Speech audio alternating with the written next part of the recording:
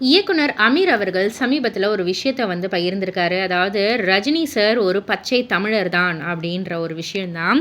அவர் என்ன சொல்லியிருந்தாருன்னா, எப்போதுமே காவேரி பிரச்சனை வரும்போது, அந்த பிரச்சனை வரும்போது எல்லாமே ரஜினி ஒரு கர்நாடகக்காரர் அப்படின்ற ஒரு பேச்சு இருந்துகிட்டே தான் இருந்துச்சு. இது சம்மந்தமா அப்போ நான் வந்து பேசினேன். பேசும்போது சொன்னேன், ரஜினிகாந்த் இத்தன ஆண்டுகால சினிமாவுல 2 படம் மட்டும் தான் ஒரு தெலுங்கு தயாரிப்பு நிறுவனத்துக்கு நடிச்சு குடுத்திருக்காரு. மற்றபடி அவர் நடித்த எல்லா படத்திற்குமே தயாரிப்பு தமிழ் தயாரிப்பாளர்கள் தான்.